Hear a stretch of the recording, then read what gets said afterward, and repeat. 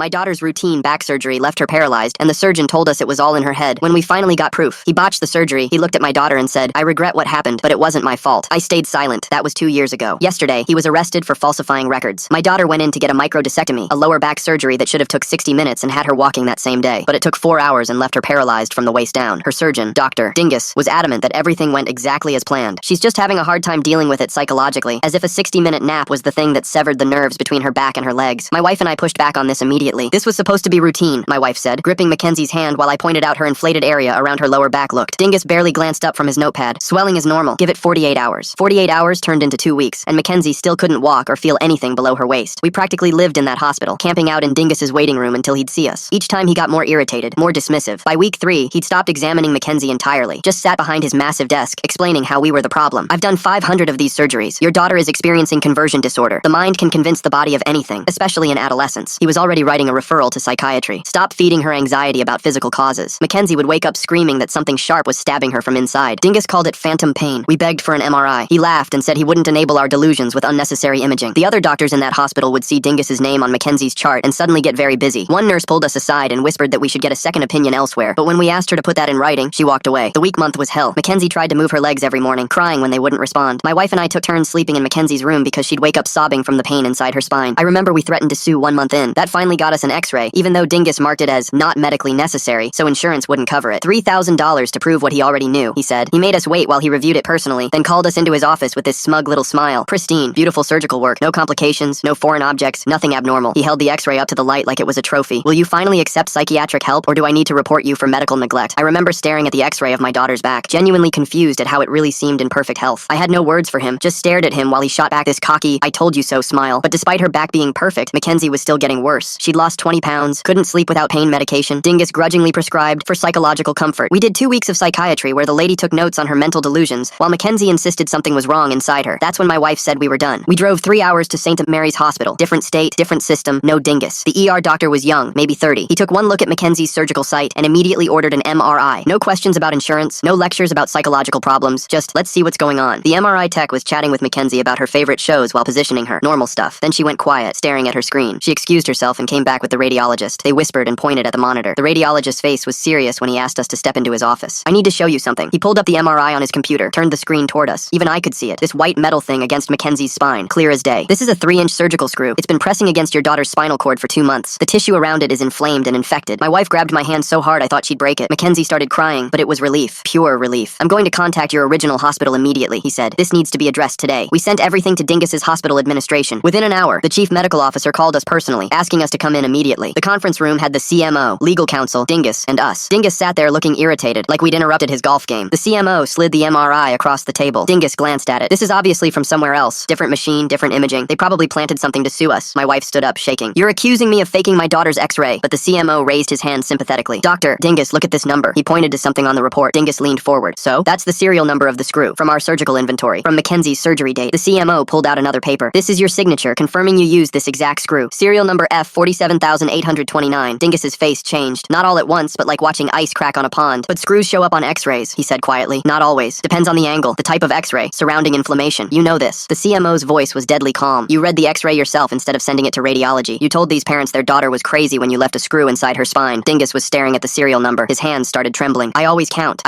my instruments. You missed one, but the x-ray was clean. I saw it myself first. You saw what you wanted to see." Dingus looked at Mackenzie in her wheelchair for the first time in 2 months. He couldn't say a word to anyone in the room. He realized he had just been caught faking the fact he'd paralyzed our daughter. Dingus pushed back from the table so hard his chair hit the wall, and he walked out without another word, leaving his surgical cap on the floor where it fell. The chief called security to walk us to this private waiting room while they figured out what to do next, and Mackenzie grabbed my hand tight. 2 hours later, their legal team showed up with this huge stack of papers, saying they'd do the surgery to remove the screw for free at their hospital. My wife told them no way was anyone from their hospital touching Mackenzie again, and the lawyer started writing everything down with his hands shaking so bad he could barely hold the pen. I took pictures of every single paper they put in front of us before we left for the hotel near St. Mary's. That night, we just sat there in the hotel room not talking, while Mackenzie kept trying to move her toes, and my wife kept seeing Dingus's face when he saw that serial number. I ordered food, but nobody touched it. The next morning, Dr. Smith from St. Mary's called saying the infection around the screw was spreading fast, and Mackenzie needed surgery within 2 days, or the nerves would die permanently. My wife's phone kept ringing with calls from Riverside's administration, but she sent them all to voicemail. Marcus Thompson showed up at St. Mary's that afternoon, after my wife emailed him at 3 in the morning begging for help. He went through all our documents and said this was the clearest malpractice case he'd seen in 20 years, and took the case right there. Day 3, they prepped Mackenzie for surgery, and Dr. Dr. Johnson brought in the neurosurgeon who would do it, explaining every step while my wife signed papers with her hand shaking, and I recorded everything on my phone. The surgery took 5 hours instead of the 2 they said it would. My wife walked back and forth in the waiting room, checking her phone every minute. 17 missed calls from Riverside, and 3 from numbers we didn't know. I just sat there looking at Mackenzie's wheelchair folded up in the corner. Dr. Williams came out looking tired and said the screw was out, but the damage was bad. The infection had spread along her spine, and she might get some feeling back, but probably not everything. My wife fell into me crying while I asked him to tell us exactly what that meant for Mackenzie's future. When Mackenzie woke up, the first thing she asked was if she'd dance again, and my wife couldn't answer, just held her hand. Then this nurse from Riverside named Patricia showed up out of nowhere and handed my wife a USB drive, said she made copies before they could delete everything, then left before we could ask questions. That night in the hotel, we plugged the USB into my laptop and found surgical notes, inventory logs, and these emails where Dingus talked to another surgeon the day after Mackenzie's surgery about a possible retained foreign object. The next morning, we took Mackenzie to start physical therapy at St. Mary's, and watching her try to move legs she couldn't even feel made my stomach hurt. The therapist kept pressing different spots on her legs, asking if she felt anything while Mackenzie just shook her head and tried to smile for us. My wife kept staring at how skinny Mackenzie's legs had gotten since she couldn't use them anymore. All that muscle from years of cheerleading just gone in 2 months. The therapist was nice, but she didn't sugarcoat things when she explained that without feeling in her legs, the recovery would be really hard. That same day, I called Marcus Thompson, this lawyer my brother knew from his car accident case. Marcus came to the hospital that afternoon and spent 3 hours going through everything, including the USB files Patricia gave us. He filed the lawsuit against Dingus and Riverside Hospital the next morning, asking for money for what they did to Mackenzie. So the doctor's name is really Dr. Dingus? That's quite a name for someone who left a screw in a patient's spine. I'm curious why they'd wait a whole month before threatening to sue. Seems like watching your daughter suffer that long would push most parents to act sooner. By lunch, the local news was already calling us about the story of the teen cheerleader paralyzed by a surgical mistake. Linda Reeves from Riverside called my wife's cell phone that night, begging for a meeting and saying Dingus had been suspended. She kept hinting about other cases we should know about, so my wife agreed, but only if Marcus could come too. We met at this conference room downtown where Reeves looked nervous and kept checking her phone. She told us 2 other patients had filed complaints about Dingus in the past year, but both got dismissed for lack of evidence. One of them died from problems after surgery. Then she pushed this folder across the table with a settlement offer if we agreed to never talk about what happened. Marcus told us not to take it. That night around 3 in the morning, my wife found Mackenzie crying in her hospital bed because she'd wet herself and couldn't feel it happening. The look on my daughter's face when we had to clean her up was the worst thing I'd ever seen. Neither of us said anything about what this meant for her future, but we both knew. 2 weeks after everything came out, I tried going back to work but couldn't focus on anything. During a presentation about quarterly sales, I just started crying and couldn't stop. My boss told me to take family leave, which I did. Meanwhile, my wife discovered our insurance company was refusing to pay for Mackenzie's surgery at St. Mary's because we didn't get their permission before transferring hospitals. Patricia texted my wife asking to meet at a coffee shop away from the hospital. She showed up with a folder full of operating room schedules that proved Dingus did 3 surgeries the day he operated on Mackenzie, when hospital rules said surgeons could only do 2. She said he was rushing to make a golf tournament that afternoon. One night we heard knocking and found Dingus standing on our porch with his wife. His wedding ring kept clicking on our kitchen table as his hands shook. He started crying, saying he'd been hiding hand tremors for months, and his wife begged us to think about his reputation and his kids. I grabbed him by the arm and pulled him out of my house while his wife kept yelling about how we were ruining their lives. Marcus started deposing everyone who was in the operating room during Mackenzie's surgery. The anesthesiologist admitted he noticed the surgery was taking way longer than normal, but didn't want to question Dingus. The surgical nurse said the instrument count was wrong after surgery, but Dingus counted again himself and said everything was there. Mackenzie started doing online school from her hospital bed because she was too embarrassed to go back to regular school in a wheelchair. Her cheerleading friends visited less and less. One day my wife heard one of them tell another girl it was just too depressing to visit anymore. My wife had to leave the room before she said something to a 16-year-old kid she'd regret. 2 months passed with Mackenzie still stuck in that wheelchair when Marcus, our lawyer from the firm handling the malpractice case, called about the medical board finally scheduling Dingus's hearing. 3 months out was the date they gave us. Marcus filed emergency paperwork that same day to get it moved up since Dingus was still operating on patients, but the board sent back a form letter about procedural requirements. My wife screamed so loud when she heard that I thought the neighbors would call the cops. She threw the phone across the kitchen and it shattered against the wall while Mackenzie just sat there watching from her wheelchair. That's when the journalist called, some woman from the Tribune who'd been digging into Dingus's past after hearing about our case through court filings. She had names and dates of 6 other patients over 5 years with weird outcomes after his surgeries. 3 of them died from what the hospital called complications, but the families never got answers. My wife spent 4 hours on the phone with her going through every detail while Marcus kept texting warnings about how this could hurt our legal case. The article ran 3 days later with Dingus's photo right on the front page under pattern of negligence in huge letters. By noon that day, we had a cease and desist letter from his lawyer threatening to sue us for defamation and emotional distress. My wife's Facebook started blowing up with messages from other families who'd lost someone after Dingus operated on them. The hospital put out a statement about conducting an internal review, but we knew that meant nothing. Mackenzie developed this nasty red spot on her lower back from sitting in the wheelchair all day, and the wound care nurse at her checkup went pale when she saw it. She explained how pressure sores can go from nothing to life-threatening infections in days for paralyzed patients, and showed us all these special cushions and positioning techniques we'd need to do every 2 hours. My wife just stood there realizing this was Mackenzie's life now, constantly fighting just to avoid dying from sitting too long. Patricia, the nurse from Riverside who'd whispered to us about getting a second opinion months ago, called my wife crying one afternoon. Security had just escorted her out of the hospital mid-shift for violating patient confidentiality by talking to that journalist. She'd worked there 12 years, and they threw her out like trash with her personal items in a cardboard box. She said other nurses wanted to speak up about what they'd seen, but everyone was scared of losing their jobs now. Mackenzie had been doing physical therapy 3 times a week at the rehab center when something happened during her session. She was doing her usual exercises when she suddenly gasped and said she felt something in her left toe. Just a tiny tingle that lasted maybe 2 seconds, but it was the first feeling she'd had below her waist in 3 months. Dr. Brown, her neurologist at the new hospital, warned us not to get our hopes up too much because nerve regeneration is unpredictable and usually incomplete if it happens at all. My wife was going through our bank statements that week when she realized we'd burned through almost all our savings on medical bills and hotel stays near the hospitals. I suggested selling the house, but even that wouldn't cover half of what we already owed, not counting what was still coming. Then the insurance company sent this letter saying they were investigating whether to cover any of Mackenzie's ongoing care since the original surgery was supposed to be outpatient. The deposition happened the next week in some fancy law office downtown where Dingus sat with 3 lawyers in $1,000 suits. He claimed Mackenzie's paralysis was from an adverse reaction to anesthesia, not the screw, and his team had some expert witness with credentials longer than my arm backing him up. Marcus pulled us aside after and said, "This could destroy our case because juries tend to believe confident doctors with experts supporting them." The state medical board finally held their review of Dingus's license after we'd been pushing for months. My wife testified for 3 hours straight, breaking down completely when she described finding Mackenzie covered in her own waste that first week when she couldn't control anything below her waist. The board members nodded and took notes but said they needed further investigation before making any decisions. I started finding empty whiskey bottles in weird places around the house, like behind the lawnmower and under old tarps in the garage. When my wife confronted me about it, I admitted I'd been drinking just to get through the days because watching Mackenzie suffer while I couldn't do anything to help was killing me. She just looked at me with these dead eyes and said she was losing both of us, her daughter to paralysis and her husband to a bottle. That night I got a call from a blocked number and almost didn't answer, but something made me pick up, and this woman's voice said she was a friend of Patricia's, the nurse who'd helped us get the MRI, and she had something important to show me. We met at a Denny's parking lot at midnight where 3 nurses sat in a minivan with boxes of photocopied papers showing Dingus had changed surgical notes after the fact in at least 4 other cases. One nurse had even recorded him on her phone telling the staff to correct the paperwork after a patient had complications from a botched knee surgery. They handed me USB drives and folders, but wouldn't give their names because they still needed their jobs, and Riverside had already fired Patricia for helping us. I drove home with evidence that could destroy Dingus, but when I walked in the door, I found Mackenzie unconscious on her bathroom floor with empty pill bottles scattered around her wheelchair. My wife was doing CPR and screaming at me to call 911 while Mackenzie's lips were turning blue, and I dropped all those papers trying to get my phone out. The paramedics got her breathing again and rushed her to St. Mary's where they pumped her stomach and put her on a ventilator, while my wife sat in the psych ward waiting room, asking herself if fighting this case was worth losing our daughter. They kept Mackenzie for 72 hours on psychiatric hold, and during her evaluation, she told the doctor she'd rather be dead than spend the rest of her life in a wheelchair watching her parents fall apart. The psychiatrist doubled her antidepressants and recommended intensive therapy 3 times a week that our insurance wouldn't cover. 4 months into this nightmare, Marcus called saying Riverside's insurance company was offering $2 million to settle, but only if we signed papers promising never to talk about what happened to Mackenzie. He explained it would cover her immediate medical bills, but not the lifetime of care she'd need, and we had 48 hours to decide. I wanted to take it just to end this, but my wife said no. We couldn't let them buy our silence while Dingus kept operating on other kids. Why would these nurses risk everything by meeting in a parking lot at midnight? Something feels off about nurses keeping evidence of changed surgical notes for who knows how long instead of reporting it right away. That same week I moved into a Motel 6 because I couldn't handle watching Mackenzie suffer anymore and needed space to think without my wife crying every night. I missed Mackenzie's psychiatric evaluation, where she admitted she'd been saving pills for weeks planning to kill herself because she couldn't imagine living paralyzed forever. My wife faced that alone while I sat in a motel room drinking myself stupid and ignoring her calls. She rejected the settlement offer without me, and the next day Linda Reeves called her personally, warning that Riverside would destroy our family in court and hinting that my drinking and our marital problems would become public record. My wife recorded the whole conversation on her phone without telling anyone. A few days later, she noticed a black SUV following her to the grocery store, to Mackenzie's appointments, even to her sister's house. Marcus confirmed the hospital had hired private investigators to dig up dirt on us, and they were photographing me at bars, documenting my wife's breakdowns in parking lots, even following Mackenzie's friends to see if they'd talk. The investigators sat outside our house taking pictures of the beer bottles in our recycling bin and the notices from bill collectors taped to our door. The judge finally set a trial date for 8 months out, which Marcus said was actually fast, since medical malpractice cases usually took 2 to 3 years. My wife did the math and realized Mackenzie would have been paralyzed for over a year before we even got to court, assuming she survived that long. When Mackenzie got released from psychiatric hold, she refused to try physical therapy anymore, telling her mom she'd accepted she'd never walk again and just wanted everyone to leave her alone. Dr. Davis explained that depression was common in spinal injury patients, but Mackenzie wouldn't even look at him, just stared at the wall while he talked about the importance of mental health and recovery. Month 5 brought another call, this time from Patricia's husband saying she'd tried to kill herself after losing her nursing license for helping us. She'd taken a bottle of sleeping pills, but he'd found her in time, and she was in the ICU at a hospital 2 counties over, broken, and blaming herself for not speaking up sooner about Dingus. My wife drove out to see her, and they cried together in that hospital room about the price of telling the truth when the system protects the doctors. Back home, I discovered black mold growing in Mackenzie's bedroom from a roof leak we couldn't afford to fix since I'd been out of work for months dealing with all this. Our homeowner's insurance had lapsed from missed payments, so I just covered it with plastic sheeting and duct tape, and every night the sound of rain hitting that plastic reminded us how far we'd fallen. Marcus called the next morning with news that made me drop my coffee mug on the kitchen floor. He'd been digging through state licensing records all night and found something nobody was supposed to know. Dingus had gotten a temporary medical license 3 states over and was working at a walk-in clinic doing minor procedures on people who had no idea what he'd done to Mackenzie. I watched Sarah's face go white when I told her, then red. Then she grabbed her phone and started scrolling through her contacts for that journalist who'd been following our story. Within 2 hours, the reporter had confirmed everything, and by that afternoon, the story was everywhere online. The clinic fired Dingus before dinner. Their statement saying they had no knowledge of his pending investigation, which was bullshit since Marcus found the info with basic Google searches. 3 days later, James showed up at our door looking like he'd aged 10 years. He stood there in the rain for a full minute before Sarah let him in, and he went straight to Mackenzie's room where she was doing her physical therapy exercises that never worked. He got on his knees beside her wheelchair and told her he was sorry for being a coward, sorry for running when things got hard, sorry for leaving them alone with all this. Mackenzie just stared at the wall while he talked. Sarah made him sleep on the couch but agreed to family therapy, though the therapist spent most of our sessions talking about accepting our new reality instead of fighting it, which felt like giving up to me. At the grocery store, Sarah ran into a woman who recognized her from the news coverage. This woman pulled Sarah aside near the frozen foods and told her that her son had been paralyzed by dingus 2 years before Mackenzie. She said they'd found a doctor in Germany doing experimental nerve regeneration, but it cost $300,000 and insurance wouldn't touch it. She wrote down the contact info on the back of her receipt and pressed it into Sarah's hand before walking away. We looked up the treatment that night and found testimonials from people who'd gotten partial function back, but the price was more than our house was worth even if we could sell it with a mold problem. Month 6 brought the medical board's ruling, and Marcus warned us not to expect much. They suspended Dingus's license for 1 year with required retraining after that. Marcus called it exactly what it was, a slap on the wrist for destroying multiple lives. Sarah threw her phone so hard against the wall that pieces of screen went everywhere. The crash made Mackenzie flinch, her first real reaction to anything in weeks. The same week, Riverside Hospital sent out a press release saying Dingus no longer had privileges at their facility, trying to distance themselves from the mess. They claimed he was an independent contractor, not an employee, which Marcus explained was a common move to limit how much they'd have to pay in damages. Mackenzie started online therapy with a counselor who was paralyzed herself from a car accident 10 years ago. For the first time in months, Mackenzie actually talked to someone about maybe wanting to go to college online or learn graphic design from her bed. The counselor understood things we couldn't, like how to deal with people staring or the rage that came from dropping something you couldn't pick up. During discovery, Marcus spent weeks going through thousands of hospital documents. He called me at 2 in the morning, his voice shaking with excitement. He'd found emails between Linda Reeves, the hospital administrator, and the board discussing previous complaints against Dingus. Linda had personally reviewed and dismissed 3 separate incident reports because Dingus brought in $4 million a year in surgical revenue. She'd written in one email that losing him would mean cutting 2 other departments. This meant the hospital knew he was dangerous and kept him anyway. Sarah started a blog that week called Paralyzed by Greed, where she posted every document, every medical record, every piece of evidence we had. Within 3 weeks, it had 50,000 followers, and people were sharing their own horror stories about Dingus and other doctors who'd hurt them. Dingus's lawyer sent a cease and desist letter threatening to sue us for defamation. Sarah scanned it and posted it with the caption, "They want me silent," and it got shared 20,000 times in one day. Month 7. Mackenzie woke up with a fever of 103. The catheter she needed for her paralysis had caused a kidney infection that spread to her bloodstream before we even knew something was wrong. She spent a week in the ICU hooked to IV antibiotics while her body fought sepsis. I watched Sarah sit beside her bed for 7 straight days, not sleeping, not eating, just watching the monitors and realizing that the paralysis was just the start of a lifetime of medical complications. Marcus filed an amended complaint,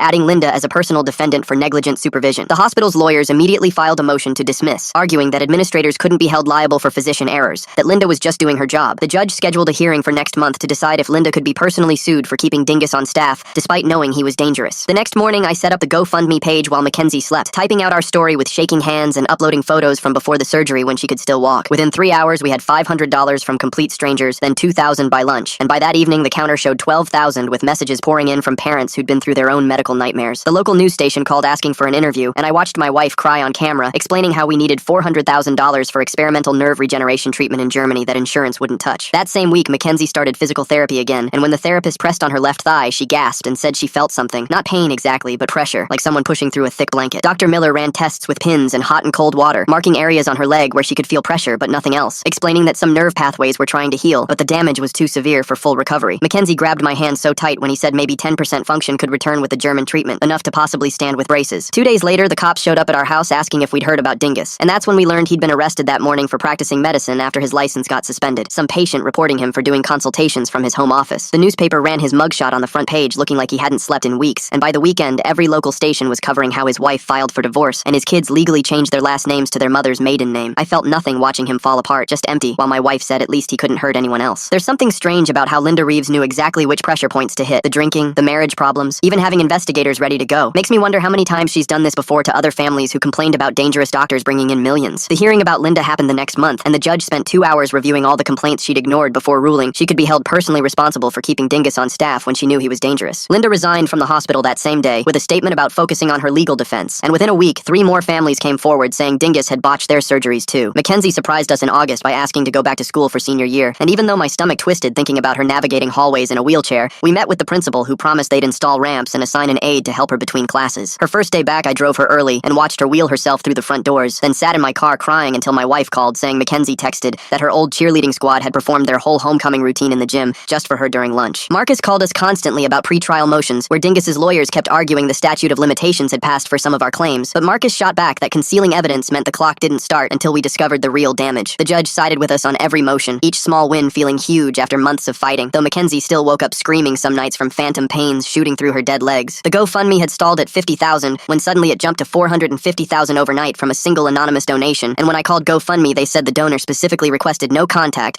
but left a note saying they understood what medical betrayal felt like. We started planning the Germany trip while Marcus prepared us for trial, scheduling deposition after deposition, and that's when Mackenzie had her worst panic attack yet during a prep session where she had to describe the surgery. She started breathing so fast, describing how she woke up unable to move her legs, that the court reporter stopped typing and called for water, while Mackenzie clawed at her throat, gasping that she couldn't breathe, that something was wrong inside her again, that she was dying. I held her for 20 minutes while she shook and sobbed, and Marcus said we could take a break, but Mackenzie insisted on finishing because she wanted Dingus to pay for what he did. Patricia showed up the next week looking like she'd aged 10 years, her hands shaking as she sat for her deposition, and that's when she dropped the bomb that made Marcus actually stand up from his chair. She said she'd been at the hospital fundraiser the night before Mackenzie's surgery and saw Dingus at the bar doing shots with other doctors, saw him order round after round until past 2 in the morning when security had to help him to his car, and his surgery was scheduled for 7 a.m., meaning he'd had maybe 4 hours to sober up before cutting into my daughter's spine. Marcus immediately filed additional charges for performing surgery while impaired, and 2 days later the hospital's lawyers called with an offer of $8 million to make everything go away. No admission of wrongdoing, just a check and silence. My wife wanted to take it immediately, said we could set up Mackenzie for life and pay for the best care possible, but I couldn't stop thinking about Dingus never admitting what he did, never saying he was wrong, never apologizing to Mackenzie's face. We sat at our kitchen table with the settlement papers while Mackenzie stared at them, her hands steady for the first time in months as she picked up the pen. She put the pen down and pushed the papers away. Marcus looked at us like we were crazy when we told him no to the settlement, but Mackenzie was clear about what she wanted. She wanted to see Dingus in court and make him answer for what he did. Over the next few weeks, Mackenzie pushed herself harder in physical therapy, determined to show the jury she was fighting even if her legs wouldn't work. She'd grip the parallel bars until her knuckles went white, trying to drag her dead legs forward while the therapist spotted her. By month 11, she could transfer herself from bed to wheelchair without help, which sounds small but felt huge after everything. The criminal trial for Dingus practicing without a license came first, and we sat in that courtroom watching him in his expensive suit acting like this was all some misunderstanding. The prosecutor laid out how his medical license had been suspended pending investigation, but he kept seeing patients anyway, including Mackenzie. 6 witnesses testified they'd had appointments with him during his suspension. The jury took 40 minutes to come back guilty. The judge gave him 6 months jail time, but suspended it to probation and 200 hours of community service. My wife stood up so fast her chair fell over, but the prosecutor just shrugged and said, "Doctors almost never get real jail time for this stuff." 3 weeks later, we started jury selection for the civil trial, and Marcus spent hours grilling potential jurors about their feelings on malpractice. One guy straight up said he thought most lawsuits were just people trying to get rich quick. A woman admitted her brother was a surgeon, and she couldn't be fair. It took 3 full days to find 12 people who Marcus thought might actually listen. Between court dates, we flew to Germany, where this clinic had some new electrical stimulation treatment that might help with spinal injuries. The German doctors ran tests for 2 days, attaching electrodes all over Mackenzie's back and legs. When they turned on the machine, Mackenzie gasped and grabbed my hand because she felt tingling in her left foot for the first time in almost a year. The lead doctor said with their treatment protocol, she might get some sensation back, maybe even limited movement, but it would take months of work. We flew back for the trial, and Marcus's opening statement laid out everything, from the surgery that should have taken an hour to Dingus calling Mackenzie crazy for 2 months while a screw pressed against her spine. The defense attorney painted us as money-hungry opportunists who saw a chance to cash in on a routine complication. He actually used the word routine to describe my daughter's paralysis. My wife had to testify for 6 straight hours, going through every single day of those 2 months. Every time Dingus dismissed us, every night Mackenzie woke up screaming. The defense attorney kept pushing her, asking if she was exaggerating, if maybe she misremembered things. When they showed the before photos of Mackenzie at her dance recital on the soccer field, just walking down the street like any normal kid, my wife couldn't talk through her sobbing. I saw 3 jurors crying with her. Then came the cross-examination of Dingus, and that's when everything shifted. The lawyer asked about his state of mind before surgery, and Dingus admitted he'd had a few drinks the night before but said he wasn't impaired. A few drinks turned into half a bottle of whiskey when they showed his credit card receipt from the bar. When they asked why a 1-hour surgery took 4 hours, he claimed he was being extra careful, but the surgical notes showed multiple corrections and repositioning that shouldn't have been necessary. His whole attitude on the stand, the way he rolled his eyes at questions, the way he kept checking his watch like he had somewhere better to be, you could see the jurors getting more and more disgusted. Dr. Wilson from St. Mary's testified next, putting the MRI images up on this huge screen where you could see the screw clear as day pressing into Mackenzie's spinal cord. She explained how the infection pattern proved the screw had been there since the original surgery, not planted later like Dingus tried to claim. The defense brought their own expert who tried to argue the screw could have migrated from somewhere else, but when Dr. Wilson asked him to explain how a 3-inch surgical screw could travel through tissue without causing massive trauma, he just mumbled something about unusual cases. During a break on day 4 of the trial, Mackenzie went to the bathroom and didn't come back. We found her on the floor having a seizure, her whole body shaking while foam came out of her mouth. The paramedics said it was a complication from the spinal damage, something about disrupted nerve signals affecting her brain. The judge offered to delay the trial, but Mackenzie refused, said she'd waited long enough. They set up a video link from her hospital bed, and she testified while hooked up to monitors and IVs. She talked about the pain that never stopped, about watching her friends go to prom while she learned to use a catheter, about the future she'd planned that got erased by one man's mistake. Her voice stayed steady even when she described the humiliation of Dingus telling her parents she was faking, making her doubt her own body. When the lawyer asked what she wanted from this trial, she looked straight at the camera and said she wanted Dingus to admit he messed up and apologize for what he took from her. The video feed showed Dingus at the defense table staring at his hands, refusing to look at the screen where my daughter was speaking from a hospital bed she was in because of him. The next week, Patricia took the stand, and I watched Dingus's face go pale when she started talking about the records she'd found. She pulled out folder after folder showing how he'd changed surgery times in the computer system after Mackenzie's operation. The defense lawyer jumped up asking about her suicide attempt and her getting fired, but Patricia just kept her voice steady and said losing everything was worth it if it meant the truth came out. Linda got called up next and tried to act like she barely knew Dingus, even though we'd seen them having lunch together dozens of times. Patricia just happened to be at that fundraiser the night before and remembered Dingus drinking. After all these months, this crucial detail surfaces now when it helps the case most. The timing of her memory seems awfully convenient for building their case against him. Marcus pulled up email after email on the courtroom screen, showing Linda telling staff to schedule more surgeries with Dingus because he brought in the most money. Her perfect makeup started running when Marcus showed an email where she told a nurse to stop filing complaint forms about him. The defense brought in old patients who said nice things about Dingus, but Marcus had done his homework. One lady said her back was perfect after Dingus operated on her 5 years ago, but then Marcus showed her medical records from last year, where she'd been getting pain shots every month since that surgery. Another guy swore Dingus saved his life, but couldn't explain why he'd been on disability since his operation. During lunch break on Thursday, a juror collapsed and paramedics had to carry him out on a stretcher. The judge brought in an alternate juror who was this young mom who kept staring at Mackenzie trying to move her wheelchair around the tight courtroom aisles. When Dingus finally took the stand, his whole body was shaking and he kept wiping sweat off his forehead. Marcus held up the actual screw they'd taken out of Mackenzie and asked him to explain how it got there. Dingus's hands shook so bad he dropped it and it rolled across the floor making this awful metal sound. He kept saying he did nothing wrong, but then admitted he regretted what happened to Mackenzie, which made no sense if everything went perfect like he claimed. Marcus started asking him simple questions, and Dingus couldn't keep his story straight. First he said he always sends x-rays to radiology, then admitted he read Mackenzie's himself. He said he counted all his instruments twice, but then couldn't explain why the surgery report showed he only counted once. Marcus asked him 17 different questions, and Dingus answered every single one with some version of I don't recall or I don't remember. My turn came next, and I told them about watching my daughter scream in pain while this man called her crazy. I talked about my wife crying herself to sleep every night and how we'd spent our entire savings trying to get Mackenzie help. I pointed right at Dingus and told him he'd destroyed our family with his arrogance, and for the first time his lawyers didn't even try to ask me questions. Marcus gave his closing argument showing a timeline on a huge board with every lie, every misdiagnosis, every time Dingus ignored Mackenzie's pain. He asked for $30 million,